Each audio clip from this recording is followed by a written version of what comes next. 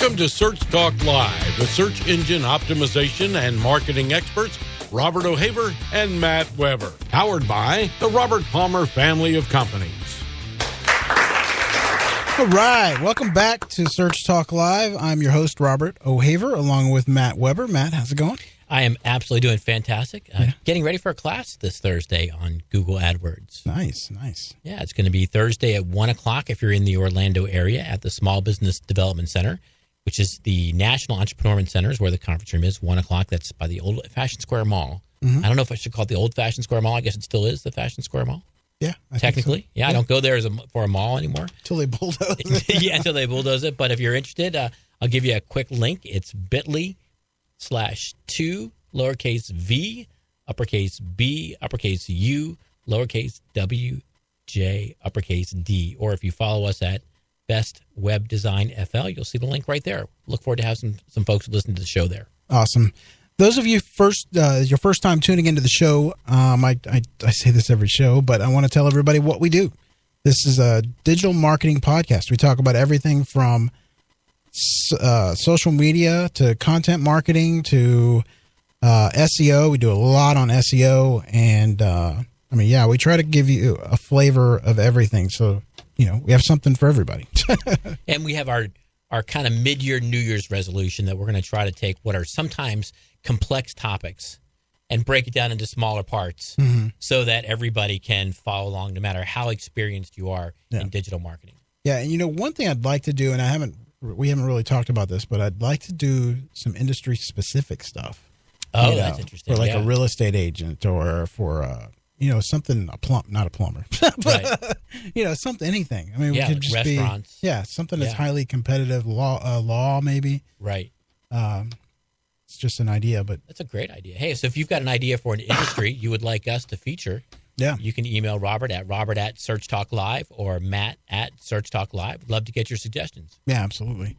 Now, if you're just tuning in, we are going to be talking about SEO disaster prevention, which is a huge topic, and we probably go on for hours if we wanted to, but we only got an hour. Yeah, and it's a really interesting word to use, disaster, given all that our country has been through recently in Texas and in Florida and now in Puerto Rico. But I'm interested about our guest uses the word, and it interests me because so many clients go through a disaster, but they don't see the extent of it. So they never internalize it as a disaster. You and I and our guests see it as a disaster, but they don't know the significance of what happened. Yeah, and unlike a hurricane or something like what we went through, this could last years. Right. So we try to avoid these things. Right. But you can get your questions in on Twitter. If you go to Twitter, type in #SearchTalkLive. We will answer your questions live on the air. Today our guest is Mark Munroe of SEORadar. Mark, how's it going? It's going great. Good to be here. Yeah, glad to have you on. So people that don't know about you, tell us a little bit about yourself. Sure. So I've been in the SEO industry for quite a while, sometime around 2003. I went through kind of a career crisis, and when we had the economic downturn back then, for people who remember, and I basically needed some way to make money that was new. And SEO sounded pretty interesting to me. And when I learned about it, and I learned about how it was done, and also it sounded easy too. I figured all I had to do was figure out Google's algorithm, just reverse it and optimize websites and be happily ever after. It was a little harder than I thought back then. That's kind of the newbie approach to SEO usually. He said, I'll just figure out what they do and then I'll just change my site. Mm-hmm. Anyway, so I did some consulting, somehow worked my way into some gigs. Actually, probably the first SEO disaster I worked on was early on. I somehow got a gig for wine.com, who had been de-indexed for a year. Oof. And yes, kind of a very famous situation. And as long as I mentioned it, I'll mention what happened is they had previously been penalized. It was a duplicate website penalty, and they didn't have duplicate websites, but they did something that caused Google to algorithmically reinstitute the penalty. Mm. Basically, they had like the old domains that were the duplicates were not 301ing, but said click click here to go to wine.com. And Google thought that meant they were still up, so it reinstituted the penalty, which they had solved. Anyway, that was kind of the first thing I was involved with. And then I mostly have worked in-house over the years. My first in-house gig was with a travel site, Sidestep.com, which was later acquired by Kayak, so now it's part of Kayak. And worked mainly in the Bay Area, worked for a lot of startups, Merchant Circle, and big sites too, Trulia, mostly large, complicated sites. And the last company I was at was Trulia, and the real estate site, and left Trulia to start my own thing. Probably had this crazy idea that there wasn't really enough SEO tools out there, so I thought I would build another one. So we started SEORadar. SEORadar is specifically geared at trying to at identifying and catching problems that can cause these disasters, and being proactive, telling you about them when they occur. For instance, a no index tag showing up on a page when there wasn't one previously. And that's our goal, is pushing information out to the SEO person that they need to know, but just the information that they need to know, not flooding them with data like a big audit will do. So we're different in that respect. Gotcha. And started SEORadar about 3 years ago next month. Nice. I think what's really interesting about your background is how competitive the companies were in the SEO space that you worked in. I think a lot of people kind of skip over the step that there isn't a single solution for SEO. The more competitive your competitors are and the more committed they are to SEO, the different your strategy and techniques have to be. Yeah, absolutely. And then change over the years, too. I remember when I started that Sidestep travel site, the first thing they said is, see what TripAdvisor does, do what they do. Sounds like every client. And of course, what they were doing back then, you can't really do anymore. Yeah. But it changes. Yeah, but we're very competitive industries, and of course, Trulia, we were a very strong number two. But getting to number one, the number one bought us. So, but getting to number one was a struggle. So we were extremely successful, but how do you make that leap to someone who's has a domain authority of 95? So it was a different case, right? I wonder if I can get a site up to number two and then they bite. Yeah, there you go. Maybe that's what it is. That's let's just take them out as they hit number two. Right. Yeah. There you go. So a little about SEORadar is do you also notify the users, like when an update comes out, or if you have that information, or? Oh, like a Google update? Yeah, or you just kind of like if you could tell like something's going on with an algorithm or something. Yeah, we don't do that. That would be, an interesting add-on to the product. So I'll put it on my backlog. Okay. Just curious. So we don't do that. We're mainly focused on monitoring the sites or data related to your sites. Usually, basically, Search Console data, analyzing that data and looking for things that you need to be notified about. Gotcha. What type of disasters do you see most often in your view through your launching the tool? So I'd say still very, very common are no index problems. So it seems like, in other words, the meta robots tag, putting a no index flag on it, that still happens way too much. And, for people listening, you wonder how that could possibly happen. It happens for a couple of different reasons. One is often there's logic to trying to decide whether a page should get a no index tag or not. And if there's logic, that means there's an if statement. And if there's an if statement, it can go bad. And the reason it's an if statement because sometimes there's content these days that you don't want to get indexed. And sometimes there is. That's one reason it occurs. Another reason it occurs is that we've seen is staging sites often have no index tags just in case they get crawled by Google, because we don't want Google to crawl staging and creating a duplicate site. Right. And sometimes that accidentally gets pushed live is another case. A third time that happens is using just content management systems like WordPress, which if you use the Yoast plugin, there's lots of things you can accidentally do in WordPress to make your blog post invisible, like a article tag or the no index tag. So meta robots, as well as the robots file, those are things that are very damaging and it's very easy to control, but still breaks a lot. So we see those type of problems a lot. I also see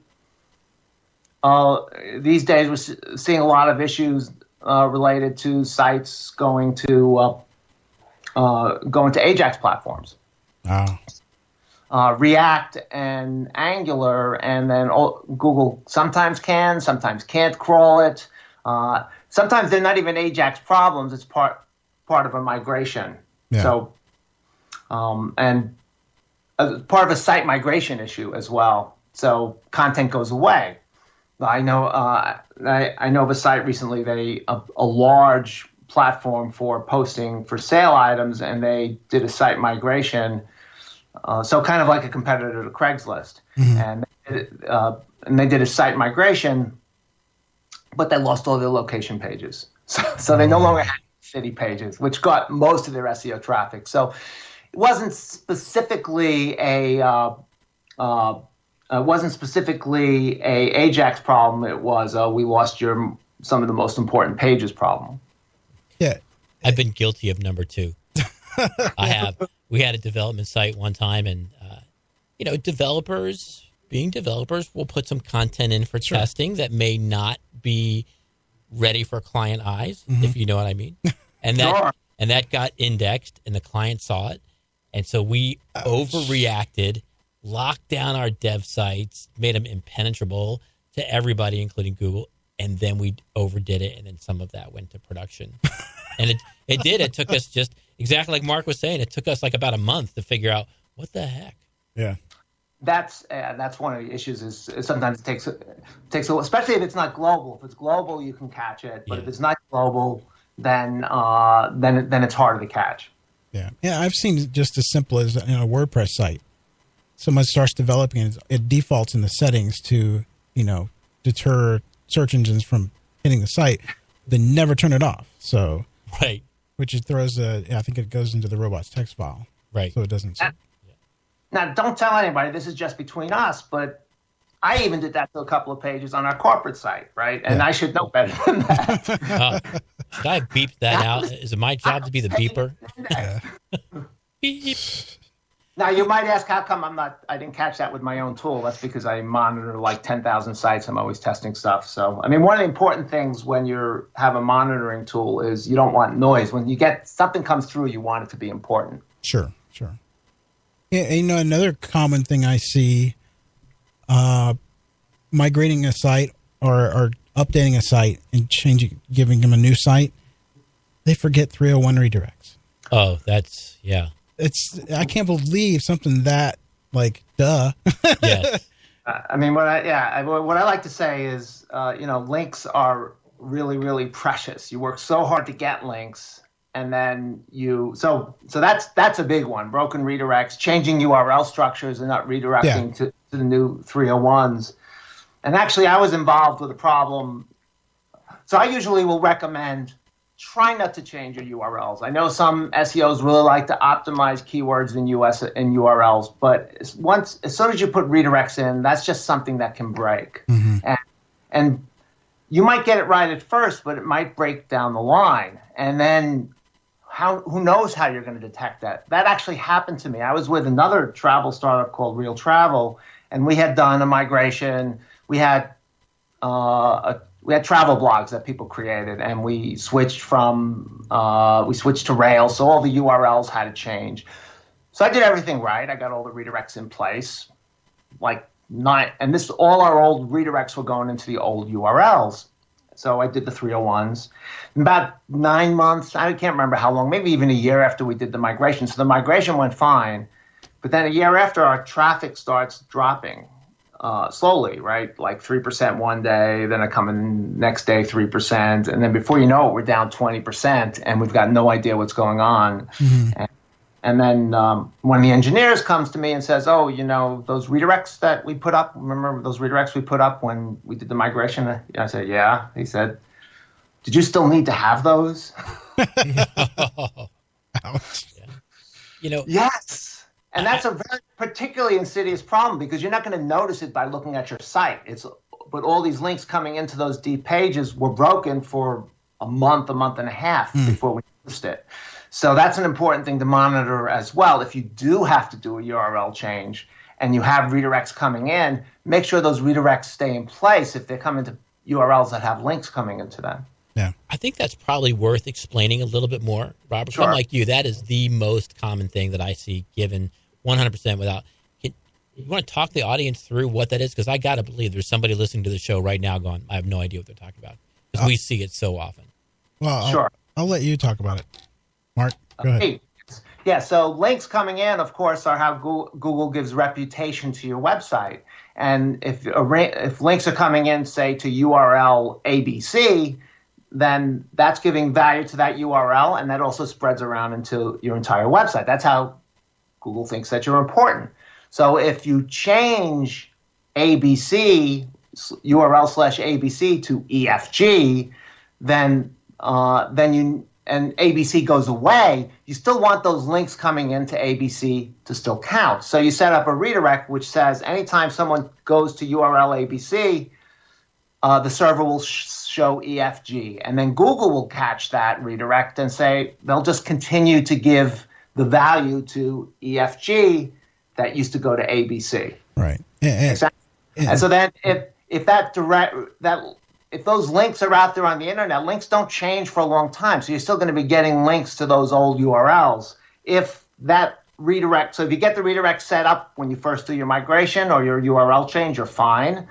But you want to make sure it continues because if that link gets broken next week or next month, then you're going to lose that value a month from now or 6 months from now, like it was our case. And just for the listeners, Google will not give the link credit if it goes to a 404 page. Right. So exactly. you want to, I mean, it's extremely important. I mean, I had a client, or not actually a client, it was a listener that contacted me and said, I had a developer, he redid my site because it was terrible. And all of a sudden, once they put up the new site, I lost all my traffic. So, being in the industry and knowing what to look for, it took me like less than 5 seconds. And I was like, you have no redirects.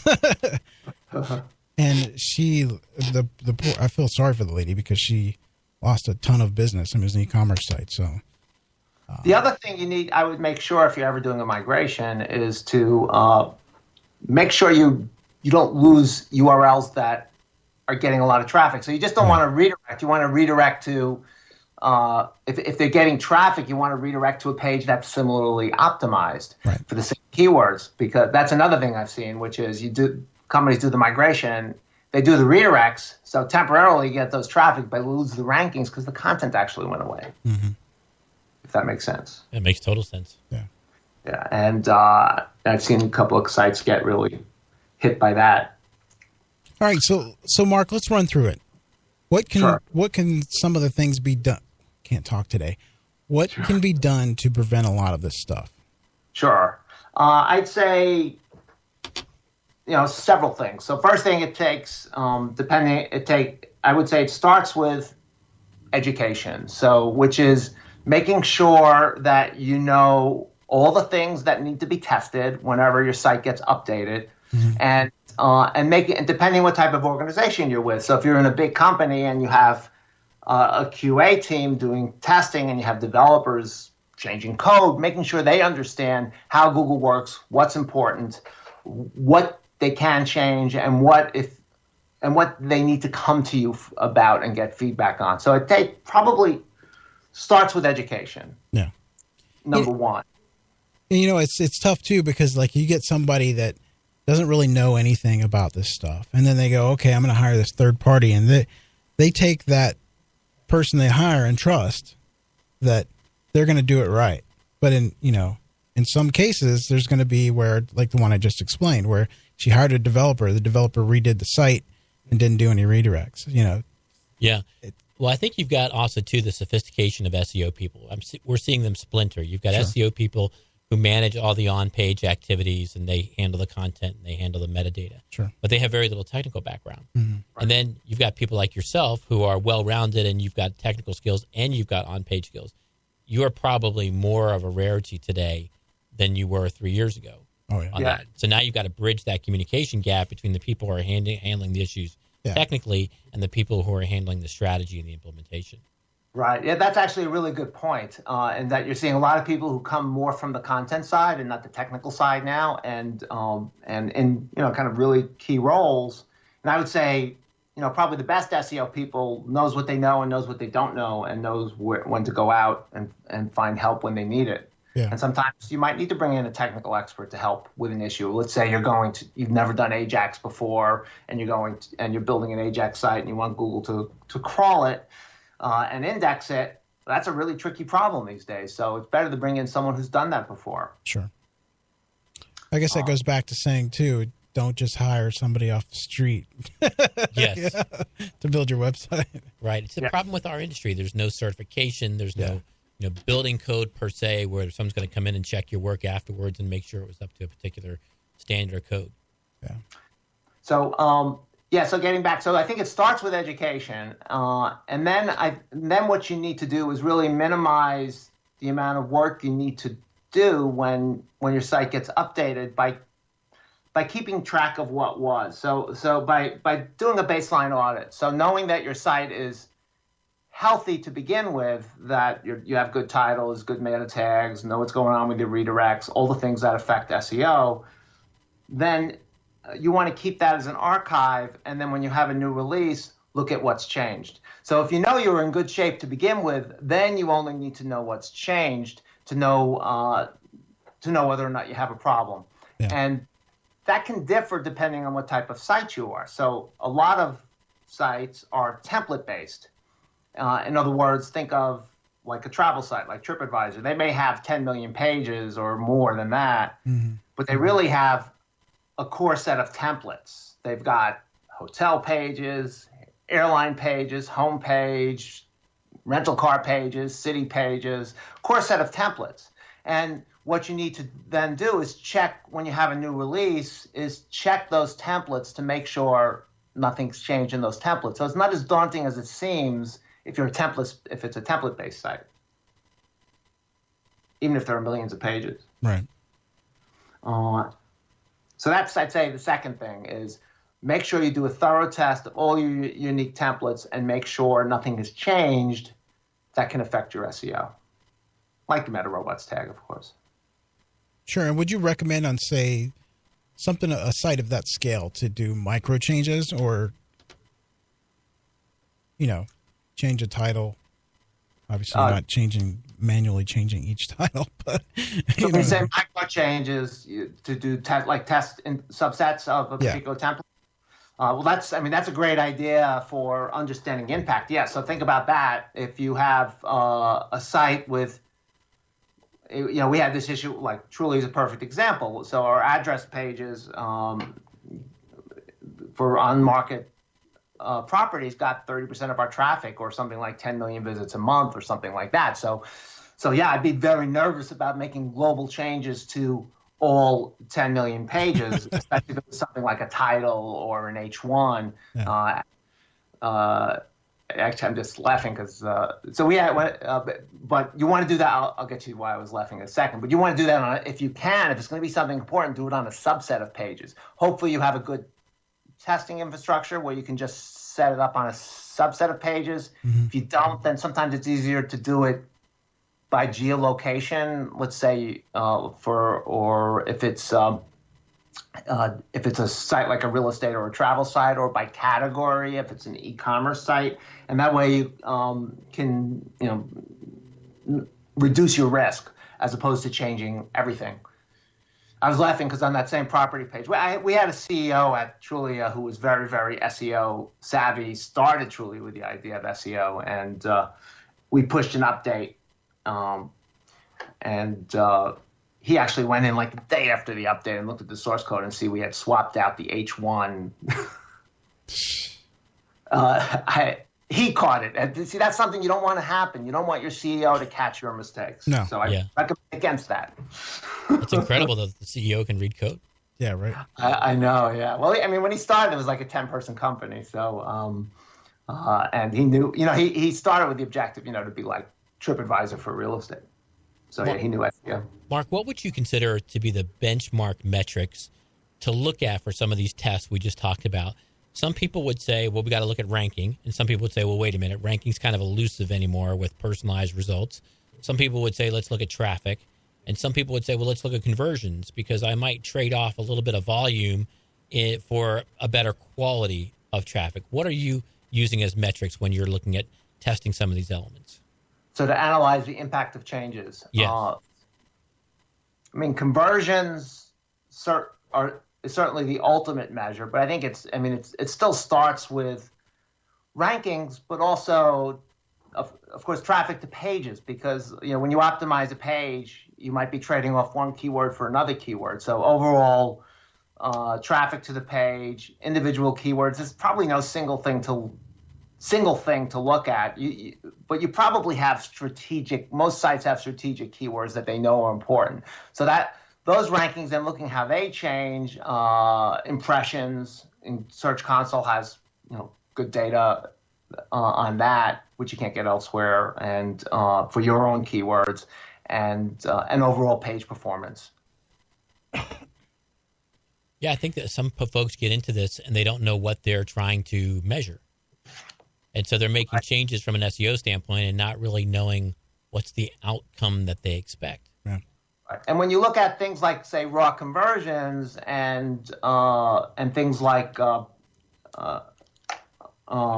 traffic, not just rankings, also you have to be careful and pay attention to seasonality and if there's other things affecting your traffic that's not related to the raw numbers. So let's say the Olympics were going on. Well, traffic's going to be down 20%, or when which I've worked for high CEOs who just go crazy whenever traffic is down, and I got to explain to them, look, there's a big snowstorm in the East Coast. No one's online in New York and things like that. But make sure that doesn't. Make sure you're not analyzing the data incorrectly. So look at look overall traffic, subset of traffic, and rankings. Just make sure there's no external events impacting traffic. I think we got to sneak in just before the break a little bit of discussion about load time. And sure. Mark, what are the technical issues that impact load time, given how important load time is for ranking now? Sure. Well, it's the first thing is server response time, obviously. So how fast does the HTML get returned from your server? So that's only the beginning of it, and that's going to affect, or generally believe will affect how many pages Google will crawl because of their crawl budget. But that's only the start of it. And then the second part is successfully loading the page and executing any JS on the page. So how long does it take to render the page?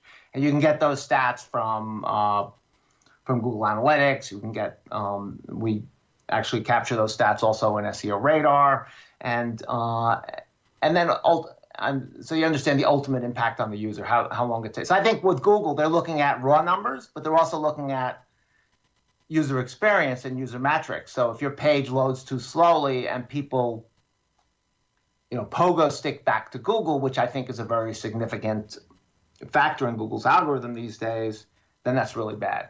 So is Google taking into account network time and browser time?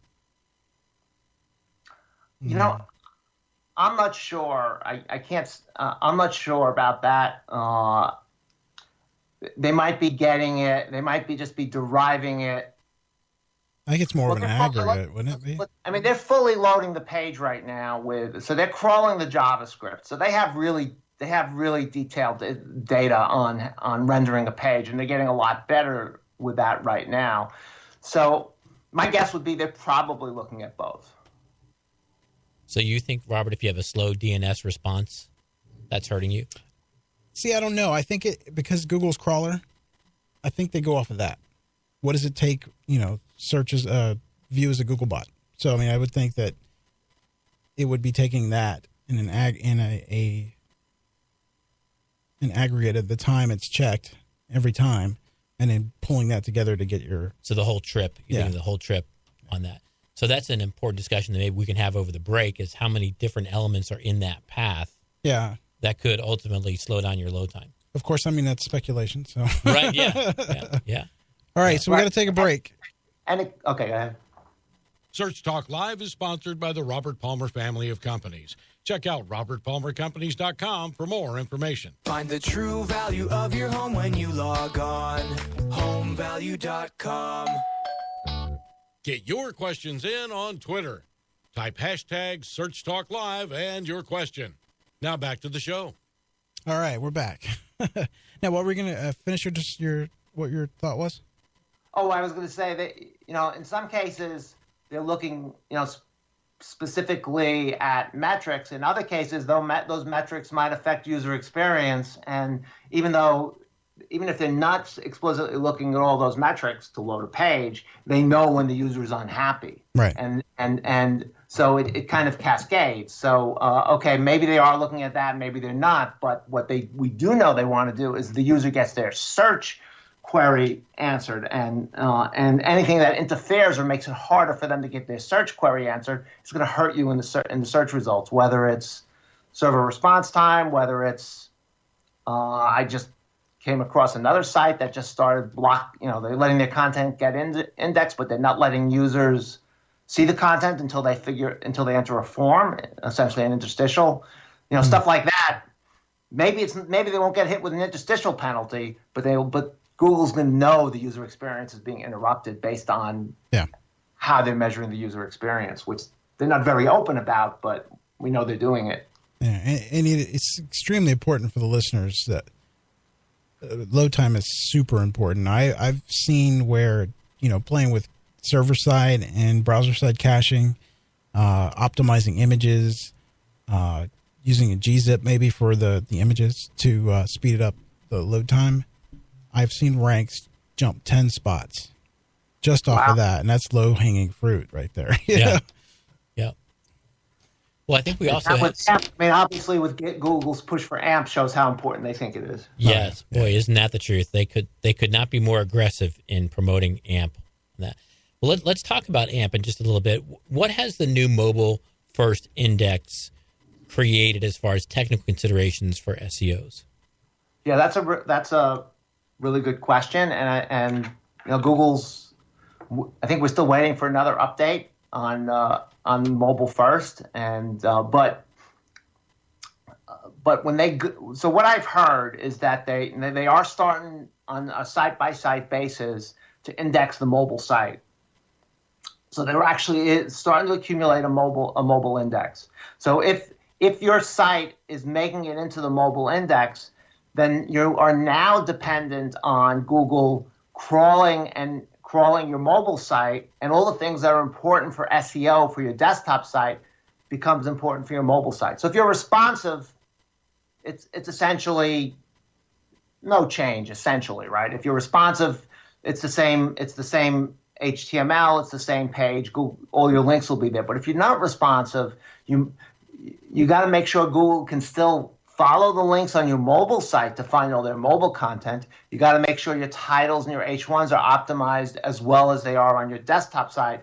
Otherwise, you're really putting yourself at great risk once they start putting your site into the mobile index. And I did a little experiment. I took like top 50 sites, and we actually have a little feature in SEORadar that compares desktop to mobile. So you can actually see the differences.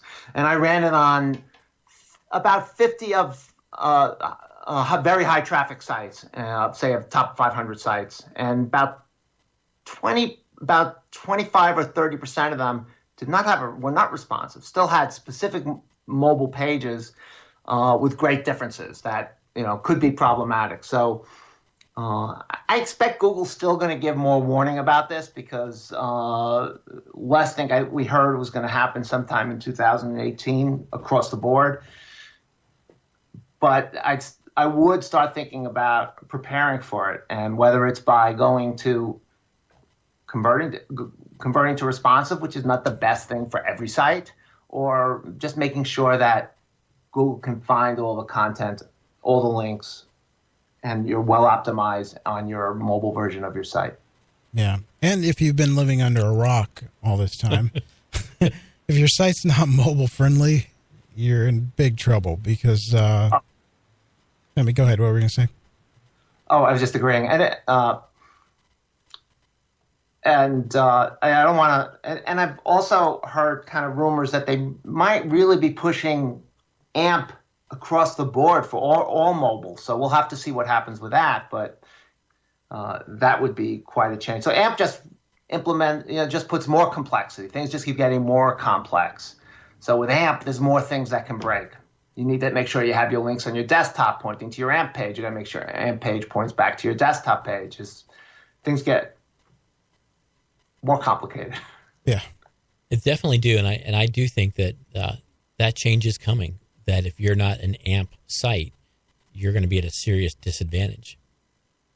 Yeah, now that I know AMP, when I click on something that it's an AMP page, I love the fact that it just loads instantly. So you start to get, people are going to get spoiled. They're not going to want to wait for your site. And Google has said, I think at SMX West, Gary said that they will have separate performance metrics for mobile because people are less patient on mobile. So mobile's going to, the number that's okay for desktop is not going to be okay for mobile. I think he said this back in whenever West was in June. So at that point, they still haven't implemented anything looking at performance numbers on mobile, but he said it's coming and that they have to figure out how to handle that. And that's kind of that's one of the challenges with just taking your desktop site and making it responsive. It needs to be faster when it's on mobile. So the old just make your desktop mobile responsive to support mobile might not always work from a performance perspective. That's one of the issues with responsive. What's your opinion on paring down the content? So a site owner listening to the show is saying, hey, on my desktop version, I'm a custom pool builder and I show 20 photos in an average portfolio. I'm not going to show 20 in my portfolio on a mobile. I'm going to show 5. That's a real challenge. So I think we have to pay attention to what Google says. I know what they one of the things that they said in the past. So if it's responsive, then you all the content might be there, but some of it is hidden because you only have so much real estate on a mobile phone. With desktop, you have a lot more real estate, and Google in the past on desktop has said they would downgrade content that was not visible that you had to click to see. What Gary had said back at this talk that I was at a few months ago was that they'll have to change that for mobile because there's not as much real estate. So I think we don't know exactly the answer to this. We just have to pay very close attention to what Google says. But in general, your most important content needs to be there to rank because it's going to be what the index is based on. So photos, probably you don't need as many photos. Probably you don't need 100 reviews crawlable. But the core content, the description, if it's a business page, the description of the business, and the links to allow Google to discover everything. Right now, it still seems like that's really important. Yeah. Now, let's switch gears a little bit here. There seems to be a lot of horror stories related to Ajax, AngularJS. Any thoughts on how to mitigate that risk? Sure. So with Ajax, so if you have someone, if you're working on a project, the engineers really love to build things in Ajax sites. It improves the user experience. You're seeing Angular, which came from Google, and React as the two major platforms. And there's a couple of different techniques. So first thing, there was an old technique which Google used to recommend, which they now do not recommend it, which was to create HTML snapshots. So with Ajax, just for make sure everybody understands, with Ajax, the actual content is not being returned by the server on the initial get from when you load a page, which is the way websites used to work. With Ajax, what happens is we do a get, and then there's some code which runs and brings in the rest of the content after the fact. So the question is Google able to index that content or not? So getting back to the initial way this was being solved was by pre-rendering the HTML. So basically your server would run all the Ajax, and when Google comes, serve Google the pre-rendered version, which sounds a lot like cloaking. Yeah, I was going to say, doesn't that? Yeah. And what Google would do is they would look for a tag on the page called the metafragment tag, and if they see that tag, they would actually munge the URL and do another fetch. There's actually a lot of sites, Google still supports this. There's a lot of sites still using this technique. There's a couple of products out there that will implement it for you, and it still works. But Google came out and said, we really don't like this anymore. It's kind of like cloaking. You could still do it, but we'd rather you didn't, because we're pretty good at crawling Ajax. I think that's what they said. We generally do a good job at crawling Ajax, which my point on that is that good enough that they generally do a good job, or do you want to know that they're always going to catch it? So they're very vague in the description. They say they're generally good, but we recommend you do server-side rendering, which is kind of like, so what server-side rendering is that's where you're using an Ajax site, but your server is rendering it on the fly, so you're still serving up HTML. Right. So with React and with the latest version of Angular, you can do server-side rendering, which means you're not depending on Google to crawl Ajax. Google is getting a lot better to crawl Ajax. But one of the things I've seen is they don't do it consistently. So like you might go in, so Google has their render tool in Search Console, and you might go in and view one page and you say, oh, they're rendering it okay, they can crawl it. But can they consistently do it across 1,000 pages? It's really hard to test that these days. Yeah, and it's a real risk. I mean, just, it's like maybe they will, maybe they won't, Maybe they will, maybe they won't. And so I always recommend don't count on them. But sometimes you hear from engineers, well, Google says they can crawl it. So it's a tricky thing. I was actually doing a little consulting for a large international e-commerce site, and they went to an Ajax platform. And the way I proved it was by doing manual searches on individual pages for exact match strings. And I found sometimes they showed up and sometimes they don't. So that's how I proved that it was not getting cached. You can't tell by the fact that it's indexed whether or not it's getting cached. That also brings up the issue of Google's cache. Google's cache used to be a great tool to try and figure out what Google sees and what they don't see. It no longer is. You have to do these. It only shows you what's being returned to them by the server, not what content they're actually caching. Yeah, but can't you use the fetch as Google to check that out? On a page-by-page basis, yeah. Right. But then it comes to, okay, got to test a lot of pages. Yeah. So let's talk just about maintenance for just a little bit. Sure. How often should an SEO audit their site for broken links and do routine maintenance? So I think the solution, anytime, there's a couple of different types of problems, right? There's problems that are release specific. So anytime you update your site globally, your platform, then you want to test it and make sure that everything is okay. And ideally, you want to test it even before it gets pushed to catch things before they get pushed. Go through all the unique templates and make sure that that nothing's changed. Now, depending on your release schedule, I know there's some sites now that are deploying almost every day. So that means you really need to be monitoring almost on a daily basis, which is where automation, either using tools or creating your own scripts to make sure things are staying healthy. If it's on a more likely if you're update on a weekly basis, then you really just need to do it when you do the updates. Then there are some types of problems that are not release specific. For instance, server settings. It might not be a software update, but just a general setting that is determining all your redirects. So for that, you really just need the regular monitoring multiple times a week or something like that. So I prefer automation and either writing scripts or using a tool to do that. So that's the key, to get a tool, stay on top of it. If you try to do it manually, you're going to fall behind. If you try to do it manually, it's going to be really tough, especially if you have a site that's very dynamic with lots of changes. If you have a very static WordPress site, then the risk is much lower. It might be more related to updating individual pieces of content and things like that, because accidentally sending a no index tag or something like that. But if it's if it's a dynamic site with frequent updates, the risk is much greater. And usually e-commerce sites tend to have more problems, and some specific problems as well, like with canonical tags and content going away and redirects changing because content goes away. So Mark, here's your opportunity. What would be some good tools you would recommend for something like that? So I know a couple.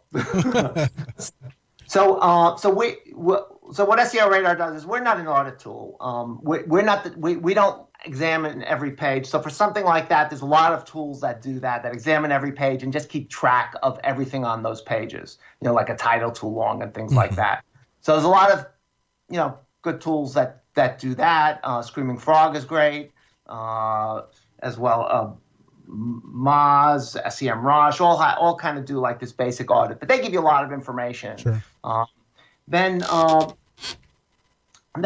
tell you here, like you said, here's my chance. So what SEORadar does was a little different. Is we do a comparison. So we're looking at what's changed, and then we generate an alert based on something changed that can be impactful, like a heading change or a keyword that's important to you getting removed from a title, or robots.txt or redirect, but only things that are changed. So we're not giving you that much information. We work very well hand in hand with a typical audit tool that you'll use to get your initial state. Mm-hmm. That's what we do that's unique, and we're really just trying to address that problem, that things happen that you don't need to know about. We'll tell you about it. Gotcha. So that's my pitch. Can we squeeze in just one more quick topic? Sure.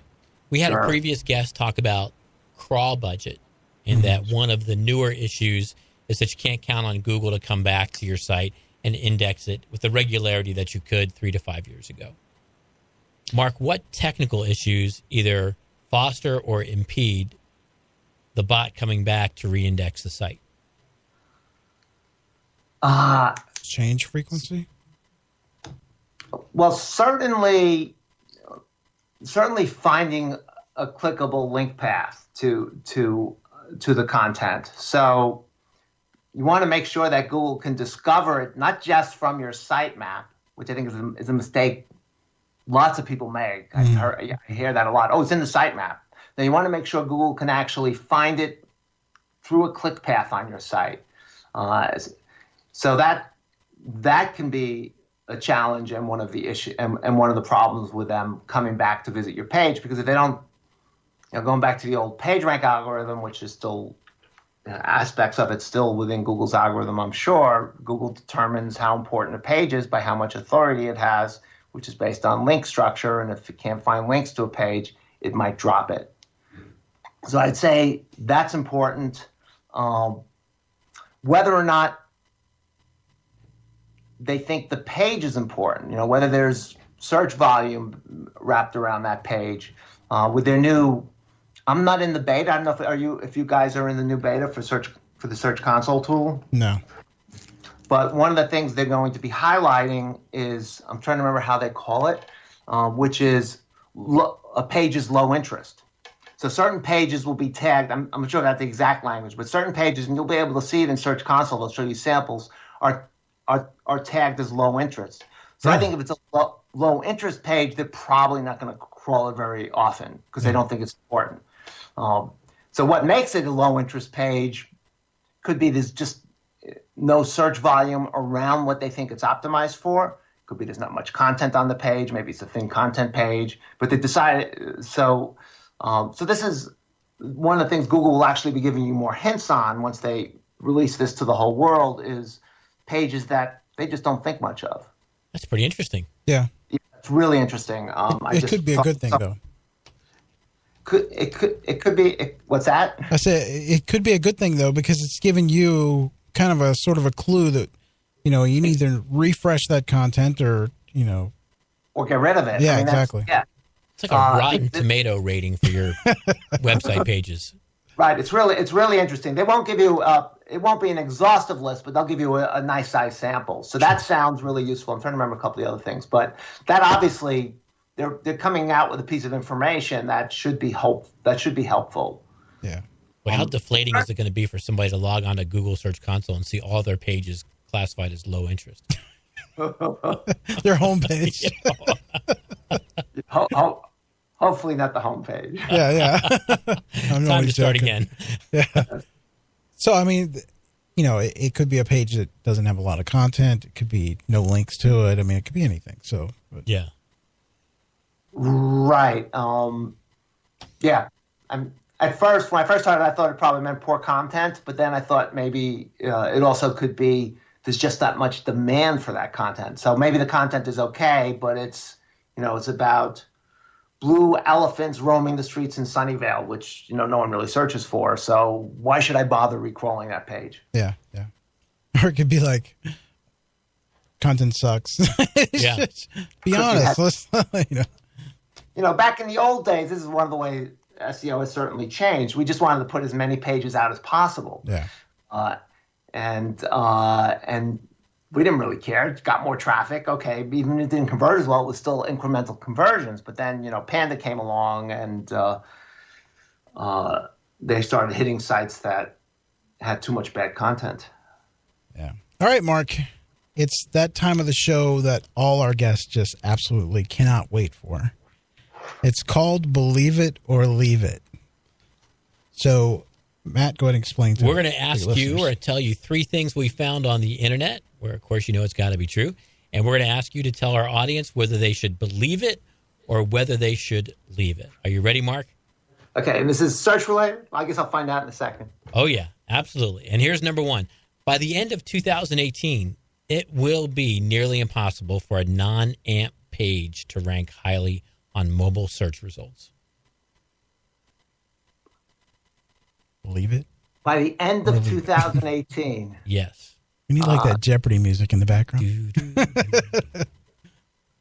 I'm going to say, well, I think AMP's really important. I'm going to say leave it. Okay. And why? Could you elaborate? Because that would be moving pretty fast. That would be requiring, because Google doesn't want to hurt all their important advertisers, and I mean, I think that's one of the reasons the mobile first index is taking so long, because they've tested it and they've said, oh my God, we're going to screw 30% of the sites.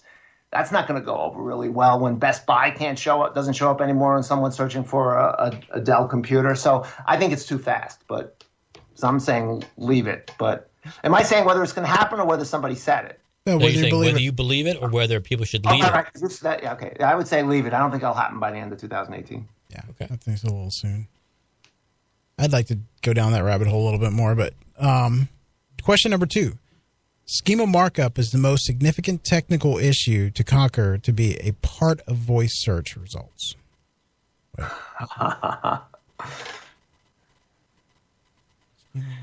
Okay, schema markup. Schema markup is the most significant technical issue to conquer to be part of the voice search results. So this is not an area of my expertise. Okay. But it sounds like maybe something I should be paying attention to. I would say it is important, yes. I think so, too. I would believe it. I believe it, right. Yeah, no, believe it or leave it. Yeah, believe it. In my early experience, it seems to be very knowledge graph related, that the results are. So what's the key to getting on the knowledge graph? It's typically good schema markup, and that seems to be, for the most part, the answers that I'm getting back from Google Home and so far. Do you use your Google Home? I do. Yeah. All right. Number 3. You got number 3. By the end of 2018, Google will be able to index all video content regardless of whether it has a text component.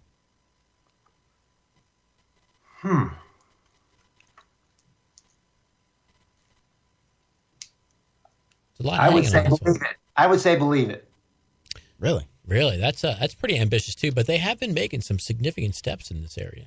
They have. I know with images, they're able to crawl an image and see what the image is about. I don't. That's more the deep mind side, but right. I don't know how it goes. I mean, that's pretty aggressive. Yeah. But if you haven't gone to Google Images lately and experimented, try it. It's amazing what you can put in there. Yeah. You can do, lemon wedge with a toothpick in it.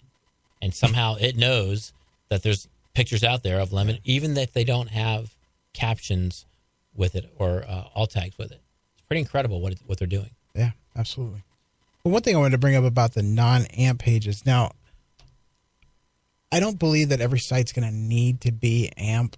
I mean, if you have a responsive site that is just optimized to the gills, it's loading fast. There's no reason why, because it's not an AMP content, that it wouldn't rank. You know what I'm saying?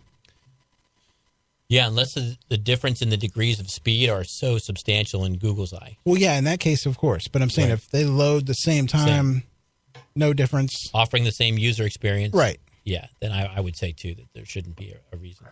Yeah, I'd agree. I mean, you're just not going to get the whole world to move that quickly. Going back to the first question on AMP, too, even if that would be really fast. And the only thing that makes me consider the other position on that issue is how aggressive Google is in marketing and promoting AMP.